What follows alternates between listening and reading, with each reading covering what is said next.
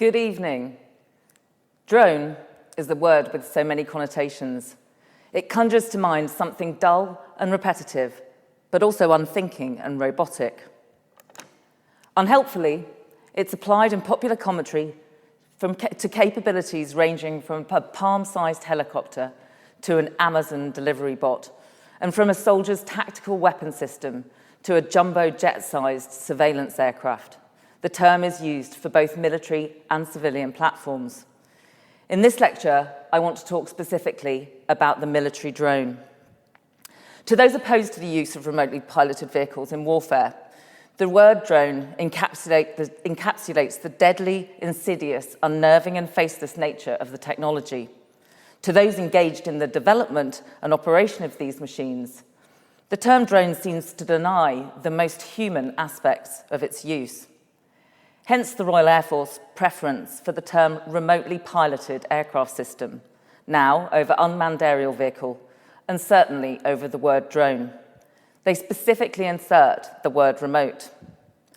As someone who was charged with devising the Reaper engagement programme in 2008 for the RAF's newest acquisition at the time, the remotely piloted Reaper, I can testify that the MOD lost the narrative early. The programme was in theory supposed to outline how the MOD and the RAF would communicate to the media and the public about the capabilities of this new warfighting technology. The problem I encountered was that nobody in the MOD really wanted to talk about it at all. Some of this was understandably related to sensitivities about a British project embedded within the United States Air Force. However, much of this reticence was from defence personnel with little interest in talking publicly, distrustful of the press, but who failed to acknowledge that the alternative course was to allow the media and the public to devise their own narrative. And so the term drone stuck. This lecture will analyse the impact of this specific technology, remotely operated aircraft, on the way that the UK in particular engages in warfare now and in the future. I'll use the RAF and its employment of remotely piloted aircraft since the early 2000s to frame these thoughts and arguments, though I completely acknowledge that airborne drones are not the sole purview of the RAF and are operated by soldiers and sailors as well. In thinking about the impact of these systems, the way that I'll approach this appropriately for a capability that grew out of a requirement for surveillance is to zoom out and then zoom in, from the bird's eye view to point blank range. The bird's eye view here is the national level and questions that unmanned aircraft pose about the nature of combat and about ethics and the enemy. Zooming in, at the institutional level, it's important to understand the impact that this technology has and will have on the institution of the RAF as an object lesson in terms of its culture and identity. I believe this is more profound than perhaps even those deeply embedded in these activities recognise. I want to then zoom in further to what I call point-blank range. Although the women and men operating remotely piloted aircraft are located thousands of miles from the battlefield, as I'll explain later in more detail, visually they are intimately close to the enemy.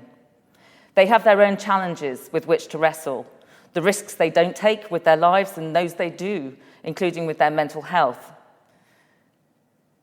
Their value relative to the venerated fast jet pilot. These are important issues that impact on day-to-day lives, but also reflect back up to the institutional level, with implications for the long-term identity of the RAF. Remotely piloted aircraft have a number of distinctive features that differentiate them from manned air platforms.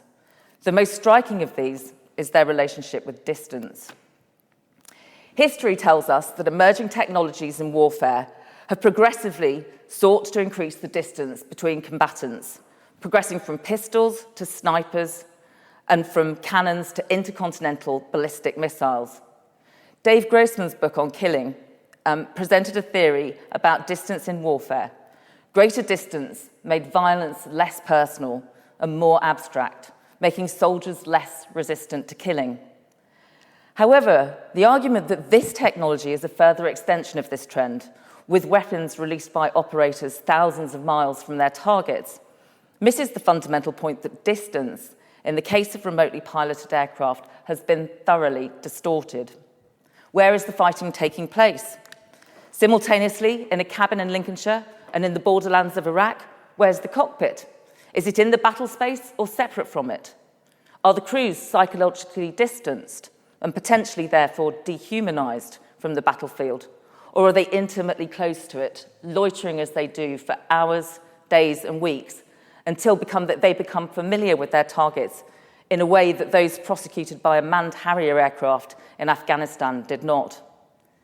Physical distance and perceptual distance have been divorced by this remote technology. An aircrew, while thousands of miles from the battle, find themselves in intimate ocular proximity to the people they kill. I'll look first briefly at the Reaper programme. The UK first acquired Predator, unarmed and used for surveillance after the 2003 Iraq invasion. It purchased Predator's successor, the Reaper, 3 years later. A Reaper is about the length and height of a Hawk Red Arrow, but with double the wingspan. A number of facts here on the slide for you to look at, but what I would just say is that the Reaper is flown by a pilot, a sensor operator, and a mission intelligence coordinator from a remote ground control station. It can carry 4 100-pound Hellfire missiles and 2 500-pound laser-guided bombs. It takes off and lands under the control of a launch recovery element located in or close to the theatre of operation. And they then can hand over to the remote mission control element that carries out the rest of the operation. Now that the RAF has personnel in both the USA and the UK at RAF Waddington, when crews hand over during these long missions, they can be handing over control of a single aircraft flying over Iraq between a pilot in Nevada and another one in Lincolnshire. Remotely piloted aircraft, like the Reaper, are accredited by those procuring and operating them with certain characteristics. First, the fact that they can stay airborne for so long gives them a persistence that manned aircraft don't possess. Those aircraft would much sooner run out of fuel or need to change crew. This not only means that aircraft can loiter to survey a potential target over long periods, but they can loiter to protect, perhaps watching over forward-based friendly forces at risk from ground attack. As well as the characteristic of persistence, remotely piloted aircraft obviously lack a manned cockpit in the aircraft and the life support elements which that requires, which saves on payload, maintenance, costs and training. That said, the irony remains that an unmanned platform is highly manpower intensive. Crews rotate every 8 hours, and the missions generate huge volumes of data, which at the moment require human intelligence experts to process and interpret. Clearly, there's no physical risk of being shot down or captured for remotely based personnel. Though the cost of the platforms like Reaper does not make them truly disposable, the cost of catastrophic destruction of the aircraft does not include the loss of human life. However, although the crews do not risk losing their lives if the aircraft crash, there has been an increasing focus on the potential for psychological harm from working with this technology, and I'll come back to that later. Remotely piloted aircraft have their limitations in comparison with manned combat aircraft as well. They're less resilient than manned aircraft in adverse weather conditions, and their manned equivalents currently enjoy better self-protection in hostile environments against physical threats. Manned combat aircraft are faster and can carry a wider array of weaponry. They also afford, some argue, better situational awareness for the pilot, since he or she can look around outside their aircraft, rather than the Reaper pilot's perspective being limited to the camera's view, sometimes likened to looking through a drinking straw. That said, as one fast jet pilot put it to me, due to his aircraft's speed, he may only have minutes to build a picture of the battlefield before dropping weapons, while those crewing a Reaper can build situational awareness over several days, adding up more and more intelligence. So the almost ubiquitous nature of the Reaper in the battle space provides the force with a unique type of situational awareness. So those are some of the key technical characteristics which differentiate the Reaper from manned fast jets. However, I'd like to examine how the technology changes culture. What do these features change in the way nations fight, how institutions develop, and how individual warfighters experience combat? Starting at the national level, the bird's eye view, it is not a novel contention to state that the UK has been engaged in war fighting of some kind continuously since soon after the end of the Cold War, starting with the Gulf War in 1991, followed by continuous UK operations policing no-fly zones over Iraq, which only ended at the time of the invasion of Iraq in 2003. Operations in Afghanistan started in 2001. Operations continue in the Middle East and Africa. And over the last 15 years or so, not only has our nation been constantly in conflict somewhere, and often in multiple locations around the world, but remotely piloted aircraft have been constantly in the battle space. Persistence is a very special quality in an era of persistent conflict. For the UK, these vehicles also epitomise a contradiction between the peace-like nature of life at home and the posture of a country prosecuting targets around the clock from the air and fighting enemies away from home. In the case of Reaper, missions are being flown from the flat plains of Lincolnshire. Notwithstanding some limited operations from RAF bases in Germany during the Kosovo conflict and from the UK during operations in Libya, the last time this country saw regular bombing missions flown from Britain was during the Second World War. And then, not just the whole aircraft base, but the whole country were fully cognizant that they were at war. The contemporary dissonance between war and peace reflects the dissonance induced by the upturning of conventional thinking about distance with this new capability. Finally, we have a technology that means the nation can fight comfortably, though I'm not suggesting it's comfortable for the crews, from its own territory, in a permanent state of conflict somewhere in the world, without having to deal with the rigours of living in wartime, or even the prospect of aircrew being repatriated in coffins. Also, perhaps this most modern technology actually heralds a return to our imperial past. As Anne Rogers and John Hill propose, if the warship in the age of empire allowed the European powers to cheaply exert their will around the globe against the pre-industrial world by sending a near-invulnerable gunboat, then the revolution of the UAV is to restore the capacity to intervene overseas with impunity to today's powers, at least with regard to the global south, through the sending of a drone. Of course, the rest of the globe didn't remain pre-industrial, and no doubt in time we will face adversaries with similar remotely piloted capabilities of their own. But for now, we enjoy the advantage of extreme asymmetry.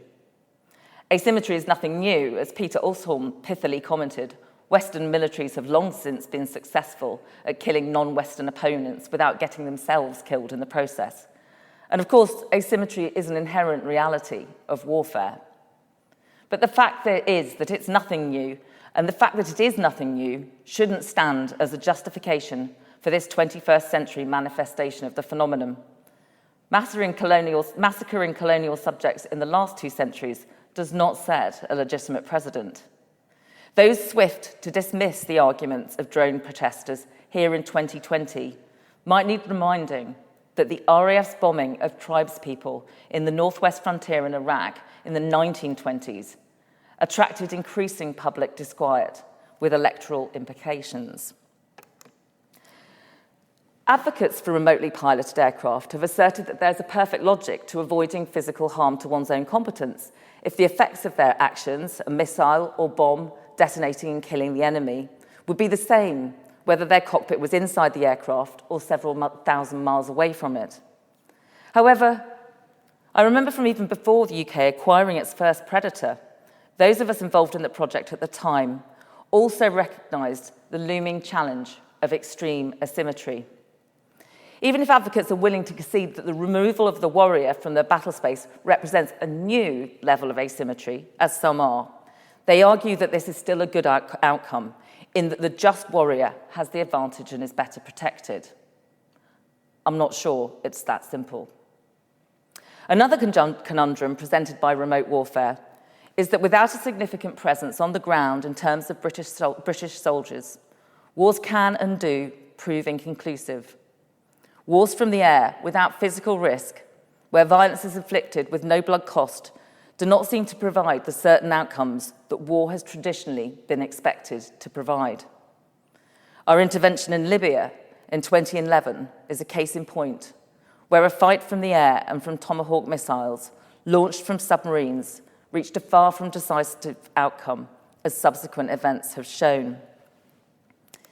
The UK Parliament website contains a piece on British deaths in war, and in its final paragraph states, "The sensitivity of public opinion to military casualties incurred in wars perceived to have no clear purpose or definition of victory, together with constraints on public spending, mean the threshold for future interventions will be high." This is the catch-22. If the public won't tolerate risk, they may not get decisive outcomes. And perhaps Gregoire Chamayot is right. The partisans of the drone as a privileged weapon of anti-terrorism. Let me move the slide on. The partisans of the drone as a privileged weapon of anti-terrorism promise a war without losses or defeats. What they fail to mention is that it will also be a war without victory.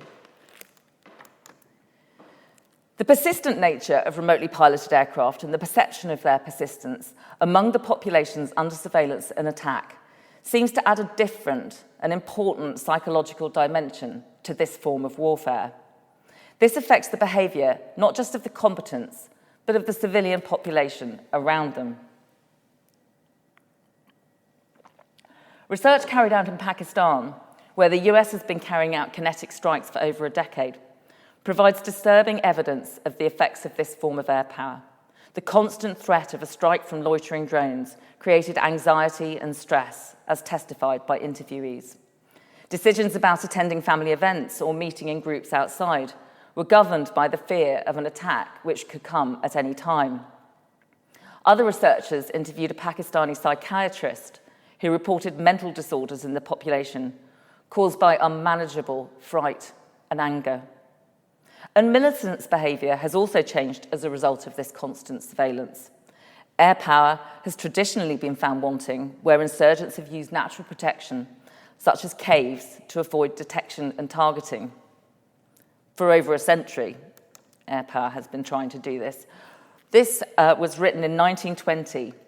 It was a letter from a US military air attaché in Paris to the Director of Military Intelligence in Washington, DC, and he summed up the challenges of the use of airplanes by the British on the northwestern frontier of India against the Afghan tribesmen, which, he said, was to all practical purposes a great failure.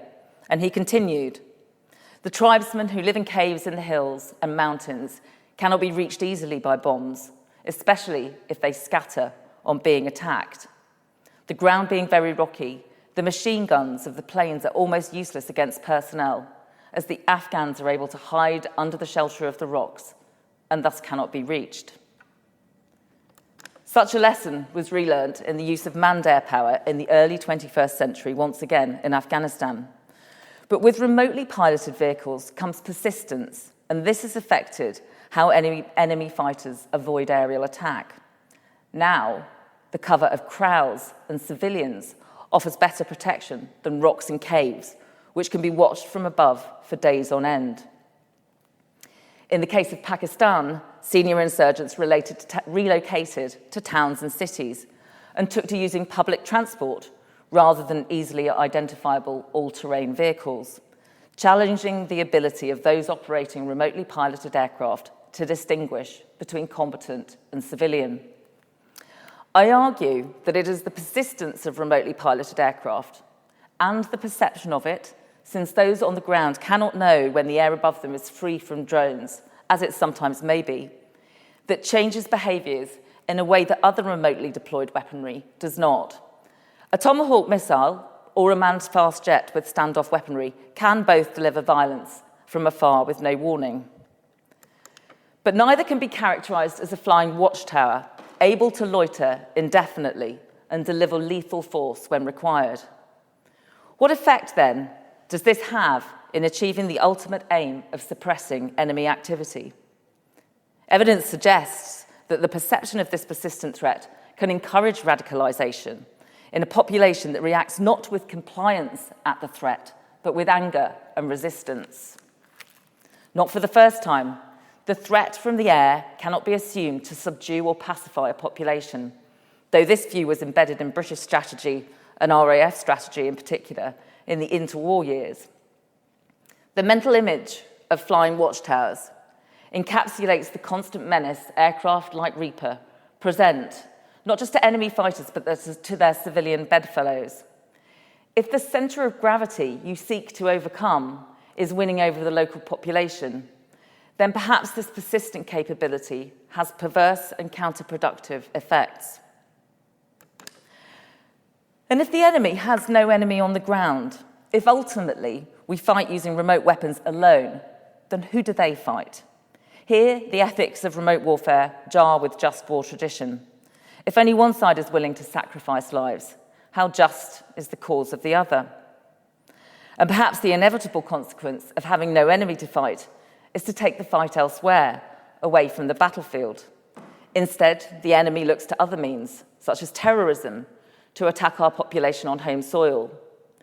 Though reprisals may be aimed at military targets, such as RAF bases, how much easier it is to target randomly. And in this roundabout way, is this then the only route by which the British population come to understand their country is conducting warfare?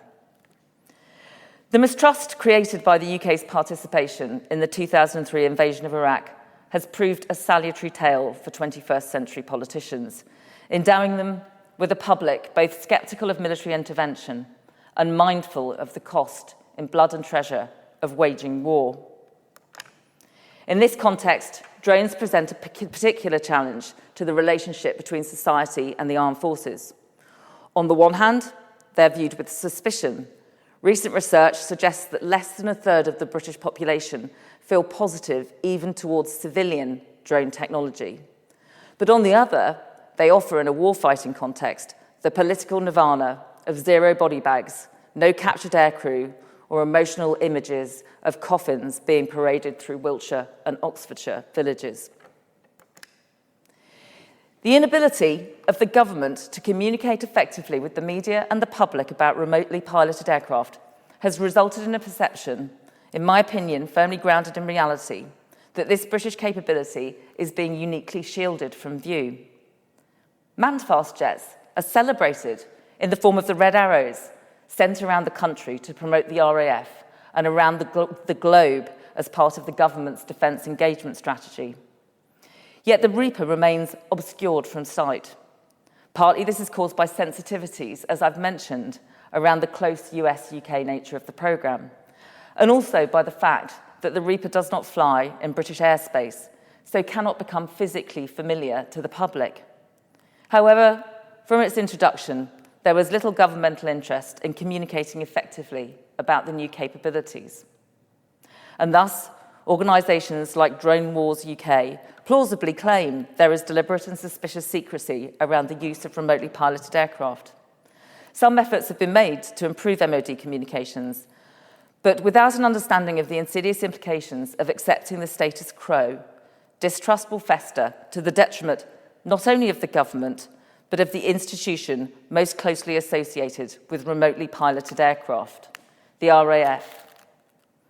And this mistrust of remotely piloted aircraft, which sets certain elements of the Air Force against popular opinion, is not helped, frankly, by the different way in which the US uses the same platforms. As well as operating Reaper and other remotely piloted aircraft in zones of armed conflict like Iraq and Syria, they also send those aircraft on missions over countries with which they are officially at peace, such as Yemen, Somalia, and Pakistan. These aircraft are flown not just by the USAF, but by civilians in the Central Intelligence Agency, and they're operated under different rules of engagement to those of the UK. But these are all diplomatically difficult things for our government to say, and to say more in any case might break security classifications. So the British public conflate the activities of the US with the activities of our own Air Force personnel, and there are limited avenues for recourse without exacerbating Allied tensions. Now, to the institutional level. The RAF has, I would argue, wedded itself to the reputation and acclaim it gained from the Battle of Britain. What defines the force more than the iconic memories of the lone pilots in their Spitfires and Hurricanes, saving Britain from invasion because they risked their airborne lives? The RAF has chosen to celebrate, quite rightly, and elevate the Battle of Britain as a defining moment in its history. But history limits, and as a result, the contemporary public image of RAF pilots is conflated with the bravery of those extraordinary men who fought, risking their lives in the skies above their civilian counterparts. How does that narrative marry with aircrew taking no risk to their lives, while those on the ground absorb all the danger? The chivalric nature of military flying dates back, of course, further to the First World War and the flying aces of the Royal Flying Corps and the Royal Naval Air Service, who captured public imagination with their aerial battles and supposedly heroic deaths. From then onwards, developed a particular identity for the RAF, created in 1918, defined by the aircrew that went into battle, leaving their ground crew and support staff waiting back at base for their return. It has been argued that the romantic, adventurous, and dangerous world of flying resulted in the emergence of an aviator identity that deeply affected the way the aviators of the British fighting services interpreted and acted in their world. Through structuration, this identity endured as each new generation of aircrew joined and trained in the RAF, imbuing the deep beliefs, attitudes, processes, and practices of their forebears. This is an argument about culture. Because one might sacrifice one's life in military service, the stakes of membership have historically been higher for military organisations. Therefore, these organisations rely enormously on creating, replicating, and embedding a unique culture in order to assimilate their people. In building belonging and trust, a military institution like the RAF enhances its combat and fighting power. People and their relationship with their service are the most critical asset the military has, as the Chief of the Defence Staff underlined in a recent speech. Yet the Air Force does not plan for cultural change in the way that it plans for the introduction of platforms. The remotely piloted concept is the first to fully contest the traditional identity of the aviator and the well-established culture of the RAF. Innovations like Reaper challenge the services and the public's understanding of what a modern warrior in the RAF is. When aircrew remain on the ground, on their own national soil, thousands of miles from the battle, what makes them warriors? Are they warriors? RAF aircrew, and pilots in particular, have earned or been bestowed with, depending on your viewpoint, a vaulting social status built on the layers of sediment created by historic deeds and popular retelling of them. Whether Lord Flashheart of Blackadder fame, taking his kite to heaven and back 5 times a day, or Laurence Olivier and Michael Caine in the film The Battle of Britain, we can think of many examples of this public celebration of the image of the Air Force pilot. An RAF predicated on the esteemed pilot warrior is now faced with the remotely based pilot, a challenge to its essential culture. How does it change the narrative of the pilot from one about danger and self-sacrifice to one about preservation, self-preservation, and remoteness from the battle space? Actually, Reaper aircrew, visually intensely in the battle space, might argue they don't feel remote from it. But that is the carefully curated description that the RAF now champions. It remains wedded to the term remotely piloted aircraft. And what of the new body that is the Reaper Force? When the RAF acquired Predator and then Reaper, aircrew were posted into the role from other aircraft types, creating a melting pot of experience. More recently, the RAF has created an RPAS-P career stream, remotely piloted aircraft system pilot. These women and men undergo some elementary flying training in the air and then move straight to the Reaper. Unsurprisingly, this raises questions in some minds about the level of airmanship that these young aircrew can attain with such limited time in the physical medium of the air. As one former Reaper operator, questioning the level of airmanship these direct entrants could amass, put it to me, although not physically sitting in an aircraft, in every other way, we are operating an aircraft, so there is a need for air awareness. As far back as 1919, the then Chief of the Air Staff, Hugh Trenchard, used the concept of airmanship to fight for the RAF's independence, describing it as the air spirit, like the naval spirit. Its more contemporary meaning encompasses a feel for the air, a familiarity with the medium and with the air environment, including everything from handling changing weather conditions to competency in the very specific language used to communicate with air traffic controllers and other aircraft. It's defined in dictionaries as the skill or art of flying, which could be interpreted as referring only to stick and rudder or hand-eye coordination abilities. But I would agree with civilian flying instructor Christopher Parker that it is more than that. It is the sum of one's book knowledge, practical experience, and decision-making. Concerns over developing airmanship in these aircrew are overlaid with a question mark over how much of force without the hinterland of manned flight in the air environment will detach the human from the aircraft even further, as they have little practical airborne experience from which to contextualise their sensory experiences, another type of distance challenging the status quo. Finally, at the institutional level, death has long been part of Air Force culture, and remotely piloted aircraft interfere with that familiar narrative. From the first military crash in 1912, flying military aircraft, particularly combat aircraft, has been a dangerous business. The culturally powerful silo of the pilot has been delineated by a variety of traditions, rituals, and ceremonies, and the most striking of them surround aircrew fatalities and what happens when a comrade is lost. They include drinking on the victim's bar bill, piano burning, and flying a missing man formation over funerals. Although the rituals and cultures around fatalities in conflict and in training remain firmly embedded in the RAF psyche, in reality, risk levels have fallen significantly in the last 30 years.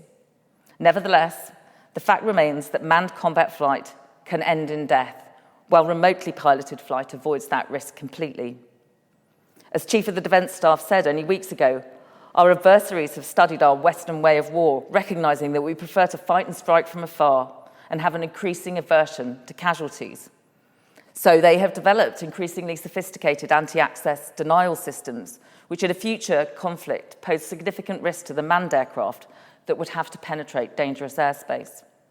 In the eyes of the public, these physical risks associated with flying fast jets remain central to the identity of the warrior pilot.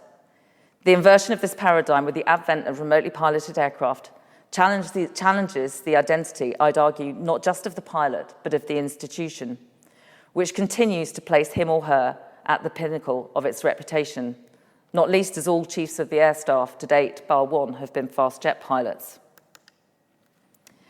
Many senior aviators were children when Tom Wolfe's The Right Stuff was published in 1979, and when his lively story of the American aviators who became the first astronauts was put on the silver screen in 1983. The juxtaposition of the test pilots who remained flying, like Chuck Yeager, with the pioneering astronauts, was encapsulated in a scene where Yeager was asked by reporters if he regretted not being selected for the Mercury program. He replied that the first astronaut was to be a chimpanzee. A monkey's going to make the first flight. Perhaps the ape would go to the White House and get a medal. Here, writ large, was the cult of the pilot, venturing alone in their manned cockpits in control, or so the myth goes, of their aircraft, and their hyper-masculine identities facing up against astronauts no more in control of their ships than monkeys. There are strong echoes here of the mocking of remote pilots as the chair force from Air Force pilots of manned aircraft in USAF circles. Pilots answer the question of why they love flying in myriad ways. Concepts like freedom and independence, a unique view of the world from the air. The medium itself and a love of aircraft are often cited. The contrast with the experience of crews of remotely piloted aircraft could not be starker. In a research paper written by the now commander of a British Reaper squadron, he referenced comments saying that RPAS crews are not viewed as warriors by their immediate honour group, meaning their acceptance within the Air Force fold will be as airwomen and men with a different status and identity to their fast jet forebears.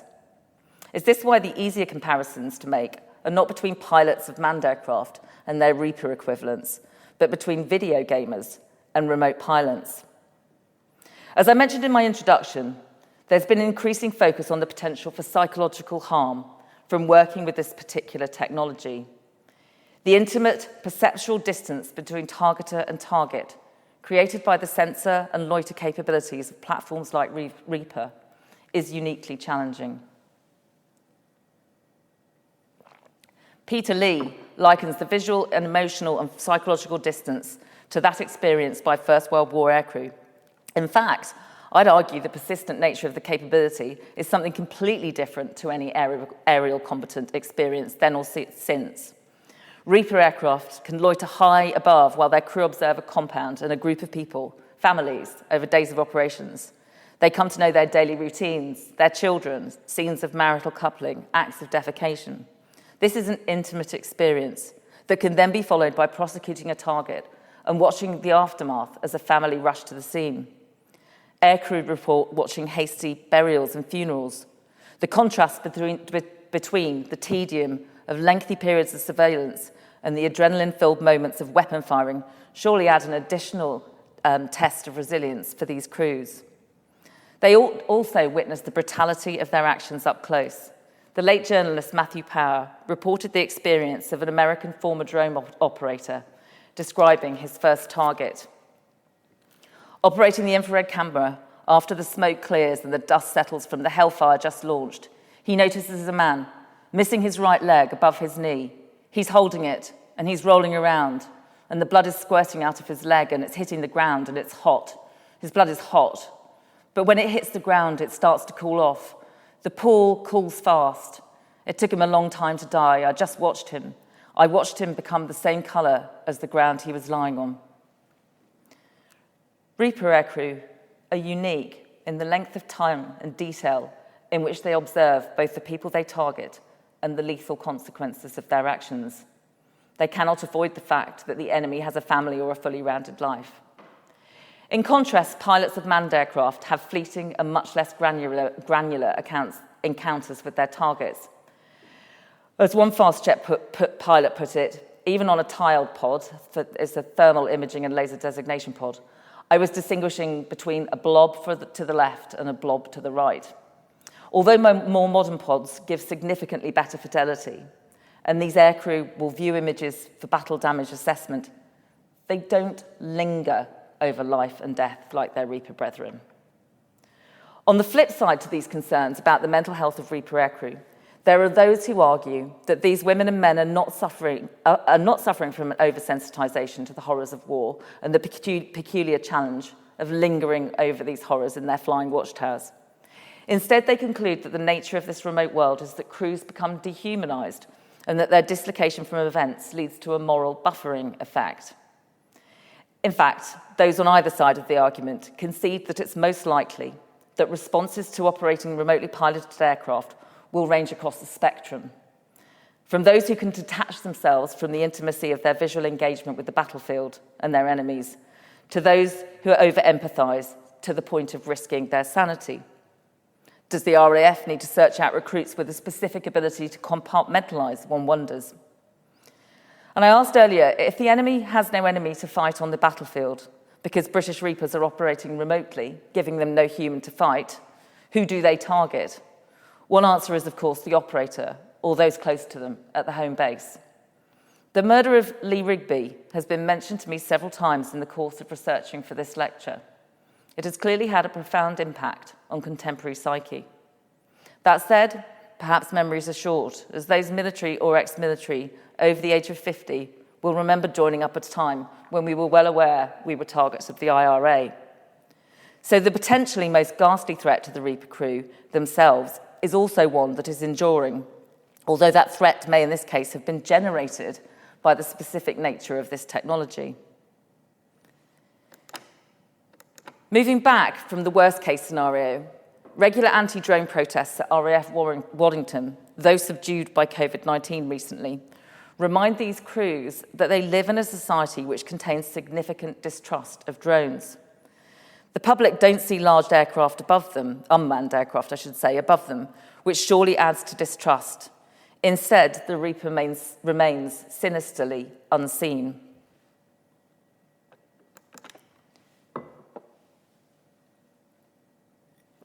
So what of the future? For the RAF, the immediate future holds the prospect of the replacement of the Reaper with 16 Protector aircraft. These aircraft, similar in appearance to their predecessor, can stay airborne longer, up to 40 hours, deal better with adverse weather conditions, and crucially will meet the standards required to fly in civilian airspace. So they could provide the route to these types of aircraft becoming more familiar to the British public. The UK government's choice of the new name, Protector, contrasts markedly with the US-named Predator and Reaper, which conjured up much more disturbing images of hunting and death. Peter Lee has explained that Reaper operators realise that they may never inherit the mantle of fast jet aircrew with their Top Gun-esque air of romanticism bathed in danger. He argued instead that they were unanimous in prioritising their role in protecting Allied troops on the ground, which suggests that the protector function plays a significant part in their individual and collective ethos. The MOD, in this new name choice, is surely hoping that the public will cast more positive connotations on an armed aircraft with a reassuringly benign name. What of the future for these remote operators of Protector? The melting pot of backgrounds I mentioned that characterised the early years of Predator and Reaper is morphing into a more settled culture, which will be further solidified by direct entry RPAS pilots. The RAF will need to shape its policies and doctrine to accommodate a hybrid force of manned, unmanned, and increasingly autonomous machines for decades to come, including the development of the Tempest programme with proposed swarming drone technology. There is opportunity here for a redefinition of what it means to fly in the Air Force. Instead of being a force led by pilots who fly aircraft, it could become a force led by air and space professionals who conduct operations in airspace and cyberspace. And looming in front of us, unavoidably, is the march of artificial intelligence, autonomy and machine learning. Automated military systems already in existence have given us a taste of their complexity, where humans and highly automated machines work together. The shoot-down of a British Tornado fast jet and a US Navy F-18 by US Patriot surface-to-air missiles in the 2003 Iraq War were caused by a complex combination of human and machine failures. Yet the prize of artificial intelligence to the military, at least, is the ability to outthink one's opponent. Removing aircrew from the cockpits of aircraft, is not, I would argue, revolutionary in warfare, but non-human decision-making using artificial intelligence probably is. However, the use of remotely piloted aircraft is causing a cultural revolution in the Air Force. And increased autonomy, with the human increasingly further from the action, will accelerate cultural change. The heroic figure of the warrior pilot will vanish even further into the distance. However, in terms of the further cultural implications for the RAF, increased autonomy on the battlefield will further entangle the domains of land, sea, air, space, and cyber in a way that we are already seeing with remotely operated drones. As Kenneth Payne observes, platforms will need to be integrated across these domains, and he suggests, quite plausibly in my opinion, that alternative bureaucratic distinctions may emerge, perhaps organised along combat functions, intelligence, logistics, and so forth, or perhaps along technical lines, engineer, computer scientist, communications specialist, etc. Human automation integration will be challenging. As humans are moved from in the loop to on the loop, they move upward and away from the action to higher level supervisory tasks. Monitoring tasks require different skill sets. In a sense, the experience of remotely piloted aircrew is a stepping stone in that direction. The long periods of tedium that they experience during routine surveillance are occasionally interrupted by episodes of high drama during kinetic operations.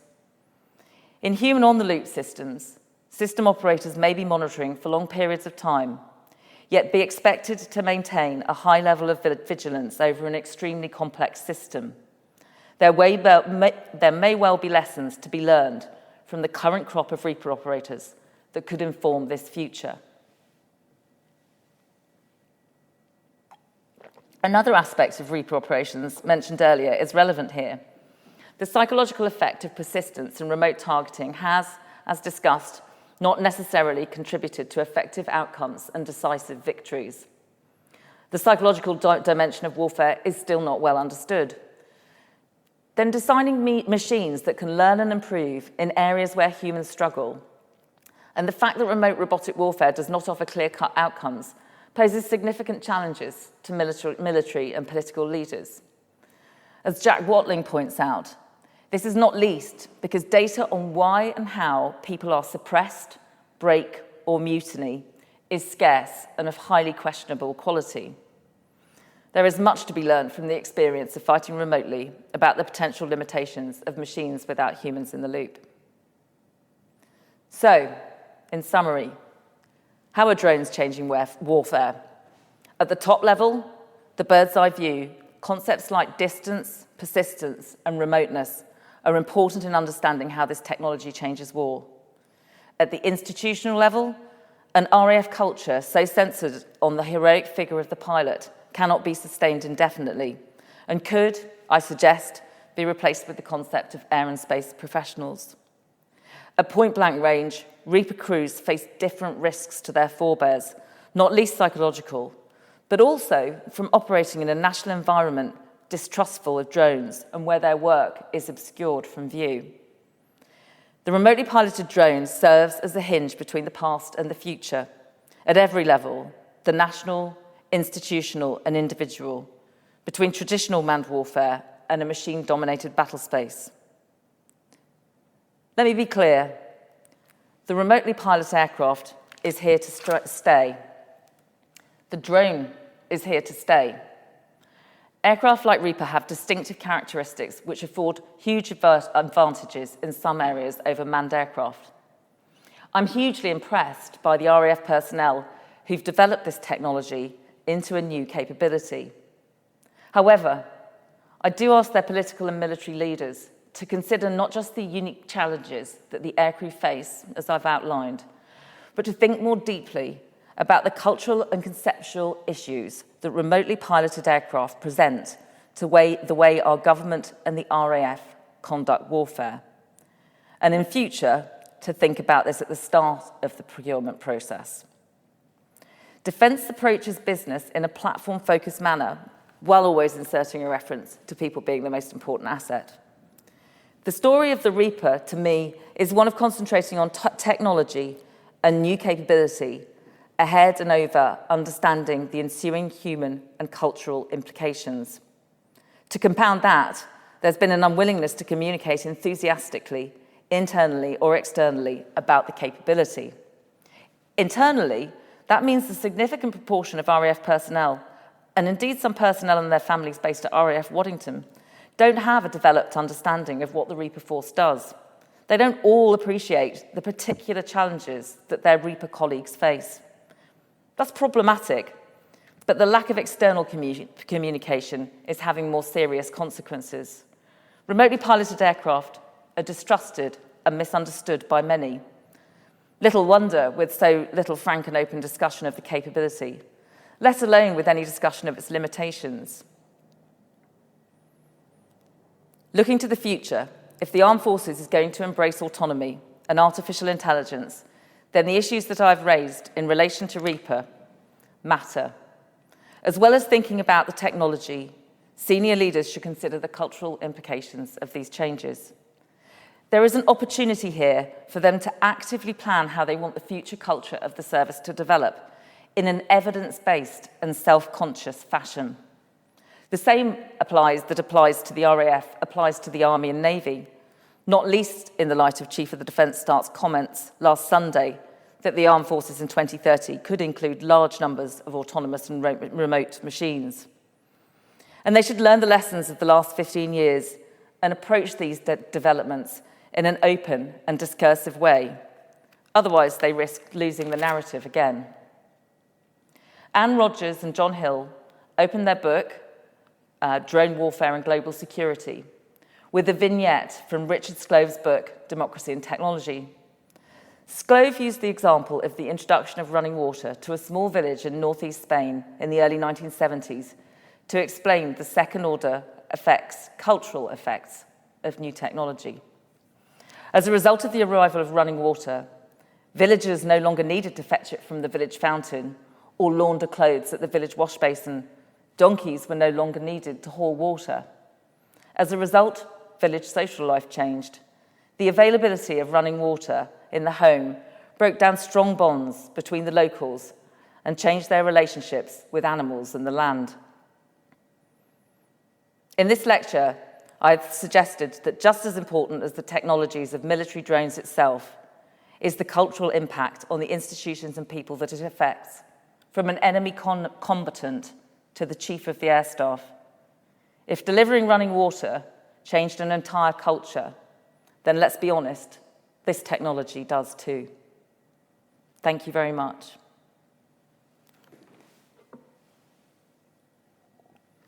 As you'll be aware, due to the nature of lockdown at the moment, I'm unable to take questions live tonight. But if some of you have been putting questions to me during the lecture, they'll be forwarded to me afterwards, and I'll do my best to answer as many as I can. Thank you very much for taking the time this evening to listen to my talk, and thank you to Gresham College for inviting me.